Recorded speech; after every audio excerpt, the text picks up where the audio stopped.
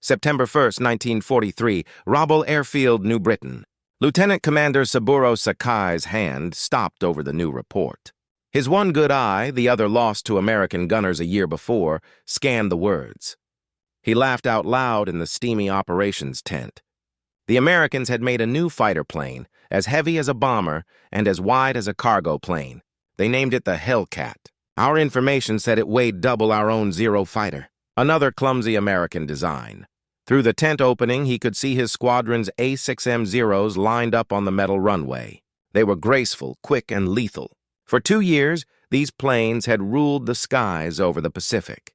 British Hurricanes, American P-40s, and Dutch Brewster Buffaloes had all been defeated by the Zero's guns. This latest American try, this oversized Hellcat, would be the same. Before we dive in, tell us in the comments where you're tuning in from. And if stories of heroes appearing in the darkest hour thrill you, then hit subscribe, because we're just getting started.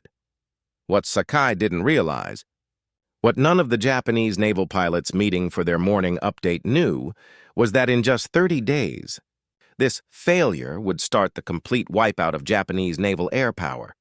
The F6F Hellcat would reach a victory rate of 19-1, taking down 5,023 enemy planes while only 270 of its own were lost in dogfights. It would change aircraft carrier battles, crush Japanese air strength, and show that the Zero's time of dominance was based on deadly misjudgments. The numbers behind air superiority were about to be changed by a plane that looked all wrong, flew heavy, and seemed to go against every rule the Japanese had perfected. Yet, within 6 months, the same pilots now laughing at the reports would be writing goodbye letters home, knowing that meeting Hellcats meant they were almost certain to die.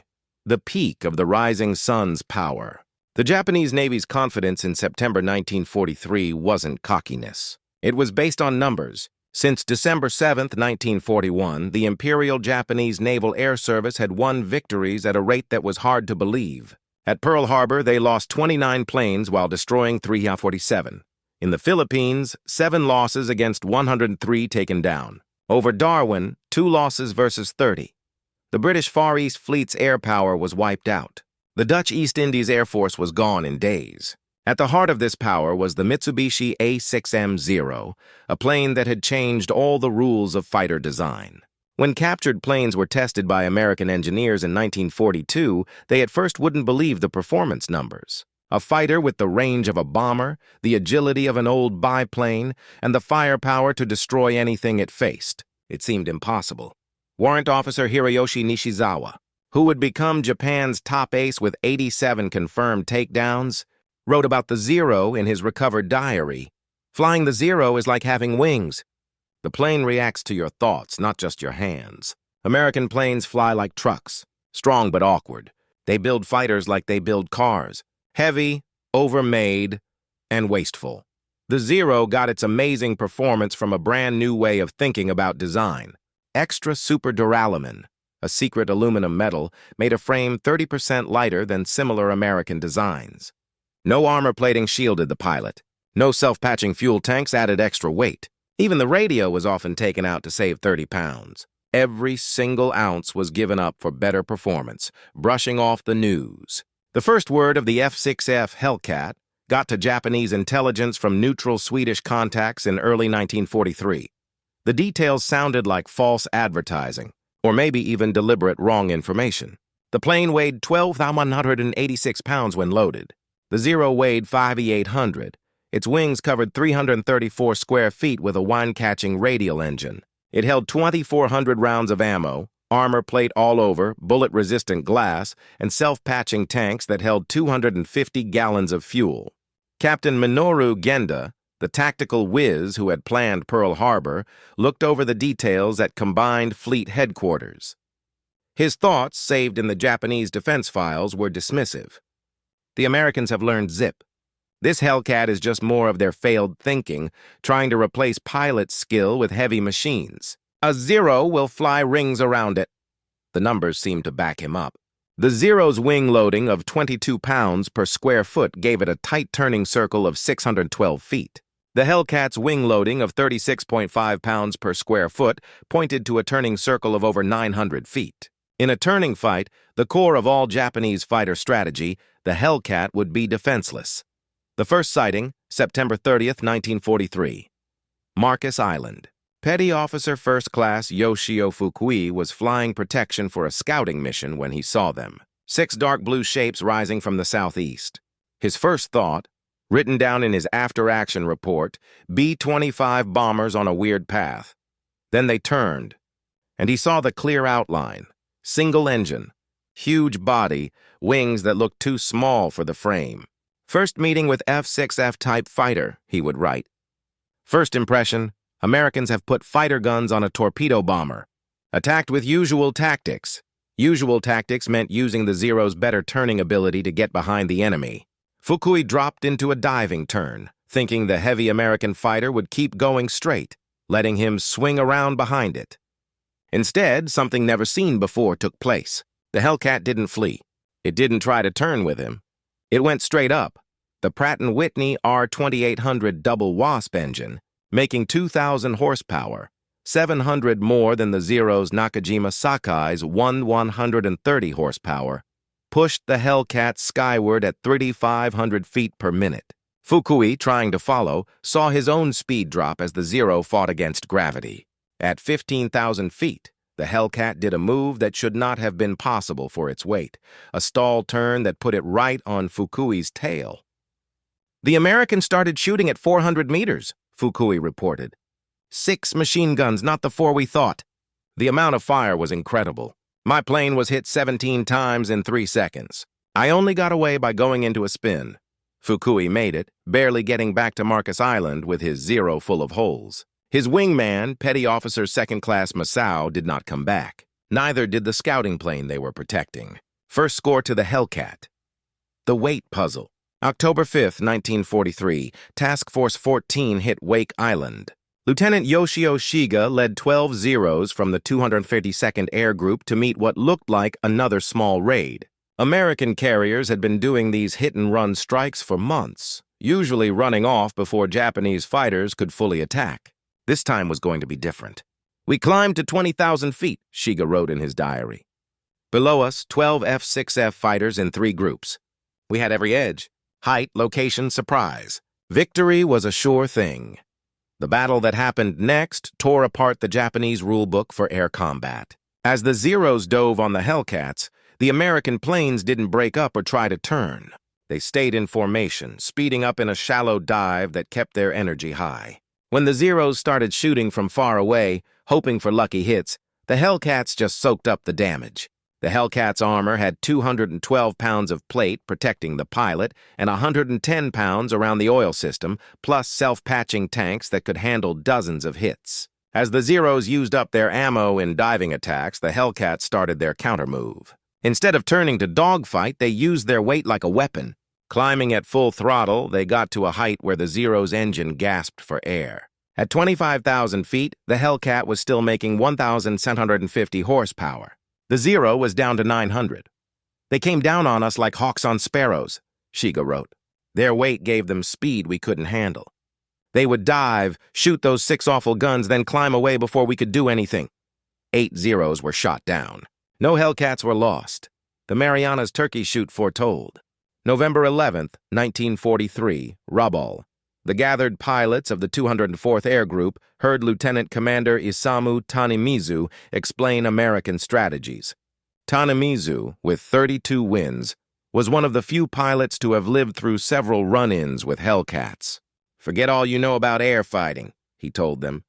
The Americans have rewritten the rules. They don't play our game anymore. They fight like executioners, not warriors. Tanimizu described what Japanese pilots were slowly and fatally figuring out. The Hellcat wasn't built to outturn the Zero, it was built to never have to. Using a tactic of using speed and height, Hellcat pilots kept up their velocity and altitude, turning height into speed in slashing runs that gave Zero pilots no chance to use their better turning skills. They work in teams, Tanimizu went on. One high, one low. While you fight one, the other is already diving on you. Their radios, which we made fun of for being heavy, let them work together perfectly. We fly as lone samurai. They fight like a single machine. The technology difference. December 1943. Truck Lagoon. Commander Mitsuo Fuchida, who had led the Pearl Harbor strike, was now the air operations officer for the combined fleet. His check of damaged Zeros coming back from fights with Hellcats showed the widening technology difference. The gap in firepower was simple math. The Hellcat 6 Browning M2 machine guns shot 750 rounds per minute each, for 4,500 rounds per minute total. Each .50 caliber bullet weighed 46 grams and flew at 2,900 feet per second, hitting with 3,500 foot-pounds of force. The Zero's two 7.7mm machine guns fired bullets weighing 11 grams at 2,300 feet per second, hitting with 750 foot-pounds of force. Even more troubling were the stories of American radar-guided fighter control. While Japanese pilots still used their eyes to find enemies, Hellcat pilots were led to their targets by controllers on ships who could see Japanese planes from 50 miles away. Lieutenant Sadamu Kamachi told of his first radar-guided attack. "We were climbing through clouds when they got us.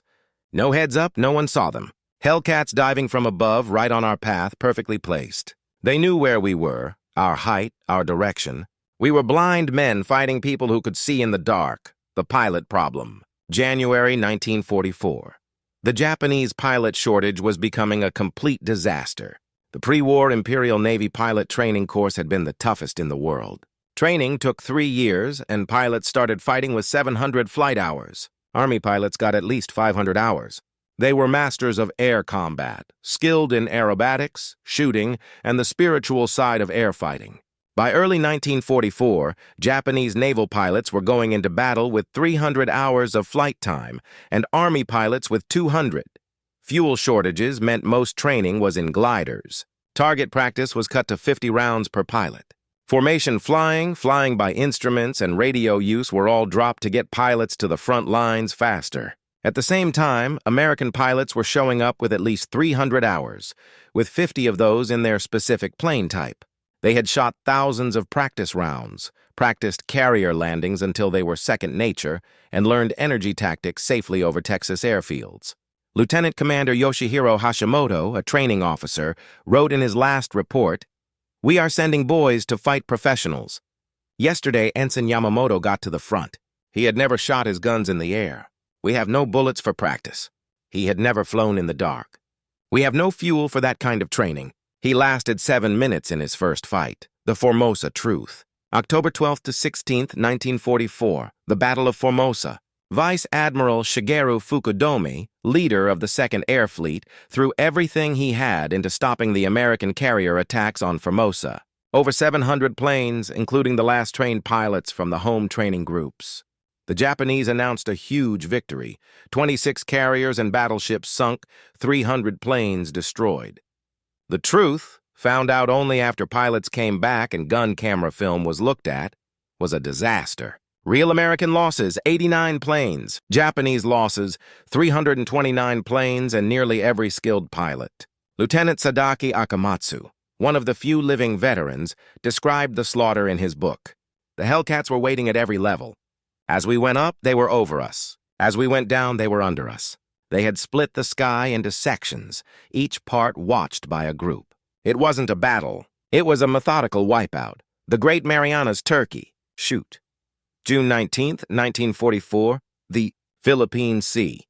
The Japanese Navy sent its rebuilt carrier, fleet to Operation Ago, the big battle that was meant to crush American carrier strength in the Pacific. 9 carriers, 450 planes, and their best pilots left. Facing them was Task Force 58 with 15 carriers and 956 planes, 450 of which were F6F Hellcats. Admiral Jisaburo Ozawa sent his attacks in 4 waves, sure that Japanese pilot skill and the Zero's longer range would win. The first wave of 69 planes took off at 8:30 a.m. American radar spotted them 150 miles out. Hellcats were sent to intercept with perfect placement. Higher up, sun behind them, coming from the Japanese blind spots. Lieutenant Zenji Abe, leading the fighter protection, saw the Hellcats moments before the fight. They were stacked from 20,000 to 30,000 feet, at least 60 of them, waiting like a wall of steel. We were at 18,000 feet. They had every advantage. The fight took 12 minutes. Of 69 Japanese planes, 42 were shot down. Commander David McCampbell, leader of Air Group 15, shot down 7 planes that one day. His wingman, Lieutenant Roy Rushing, got 6. The Zeros tried to turn with us, McCampbell reported. We just said no. We'd make a high-side pass, shoot one down, and zoom, climb back up. They'd try to follow, stall, and another Hellcat would get them. By the end of the day, the Japanese had lost 346 carrier planes, plus 50 planes from land bases. American losses, 30 planes from all reasons. American pilots in their ready rooms that night came up with the name Turkey Shoot. The enemy planes had been as helpless as birds on a hunt. The Leyte Gulf record. October 24, 1944, the Battle of Leyte Gulf. Commander David McCampbell would set his personal record for one mission during this fight. Leading 7 Hellcats from the Essex, he met a group of 60 Japanese planes flying toward the American fleet. In the 90-minute battle that followed, McCampbell shot down 9 planes, 5 Zeros and 4 bombers, while his wingman, Roy Rushing, destroyed 6 more. I was out of ammo after the 9th one, McCampbell wrote. The Hellcat worked perfectly the whole time. Not a single hit on my plane, even though we were outnumbered 8-1. This battle showed the total flip in who controlled the skies. 7 Hellcats had turned back 60 Japanese planes, taking down 15 without a single loss. McCampbell's 2 ace-in-a-day feats, 7 kills on June 19th and 9 on October 24th, got him the Medal of Honor and the Navy Cross, the mental breakdown. After the battles of the Philippine Sea and Leyte Gulf, surviving pilots suffered from what Japanese military doctors later called Hellcat psychosis. Admiral Ozawa, in his after-action report, wrote, "The enemy's radar-guided fighter control did something we thought was not possible, turning air combat into a factory-like system. Each Hellcat was not one fighter but a piece in a huge machine. Our pilots, no matter how good, were not fighting planes but a system.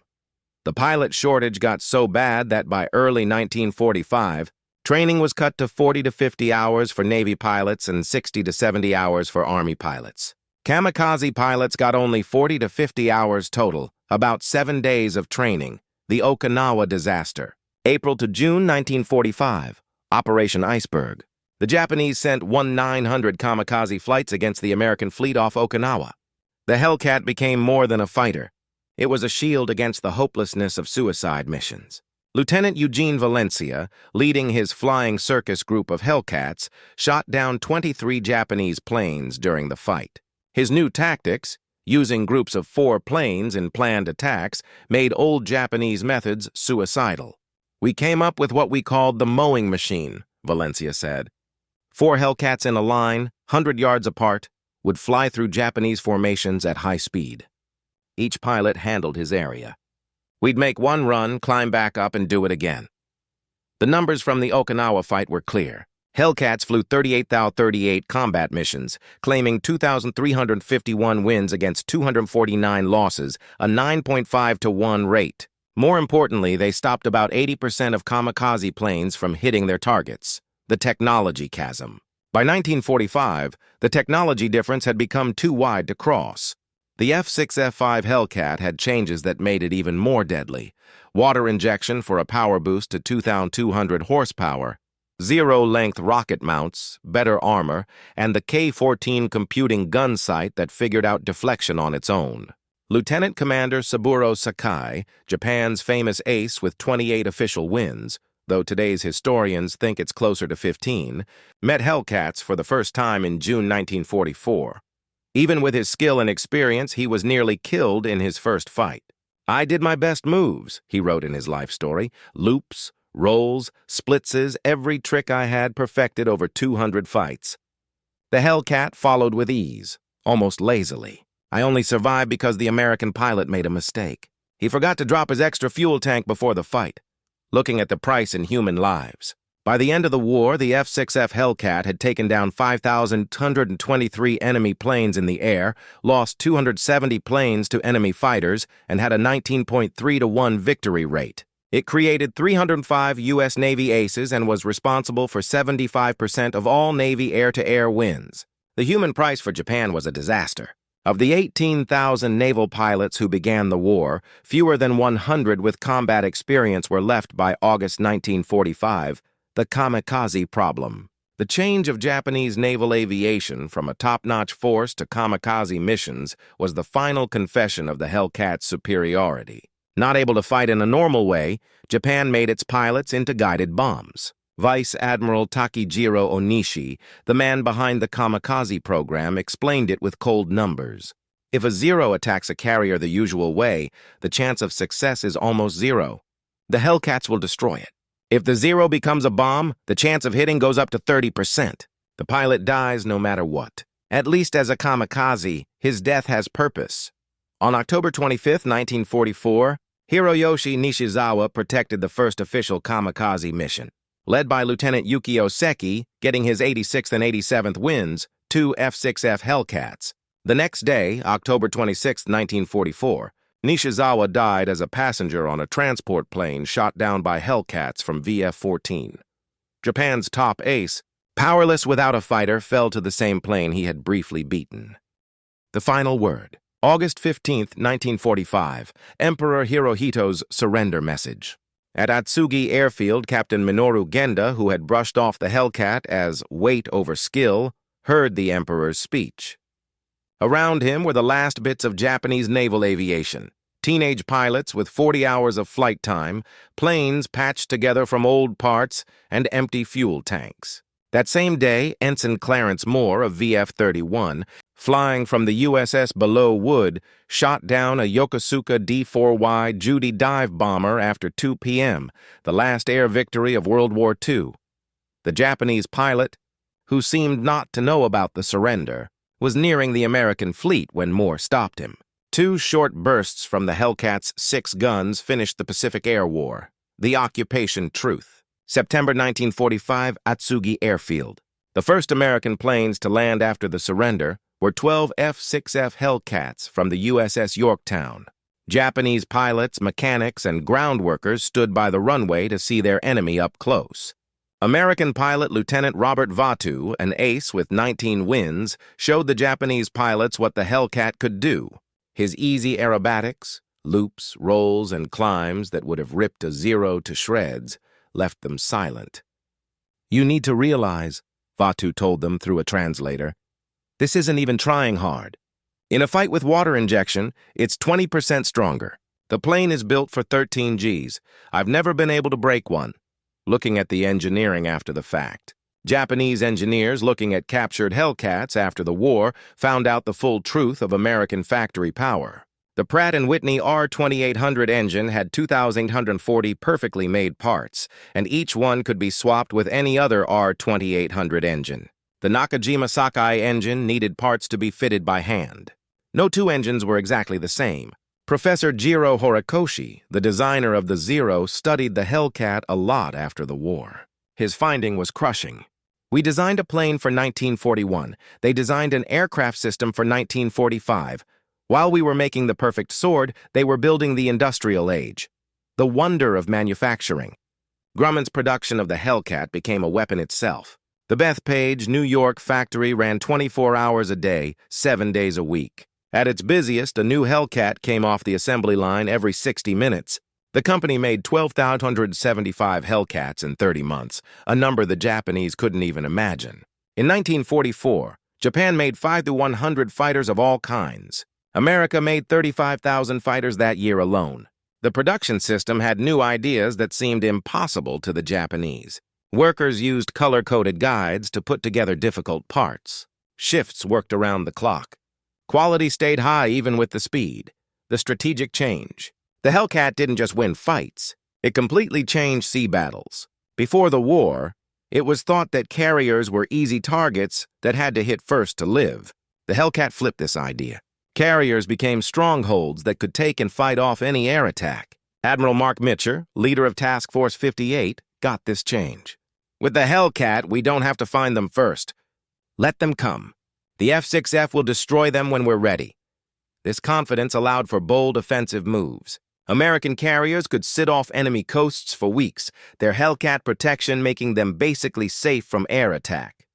The clash of cultures. Besides technology, the Hellcat stood for a way of thinking that made the Japanese way of war useless. The samurai way valued personal skill, inner strength, and accepting death.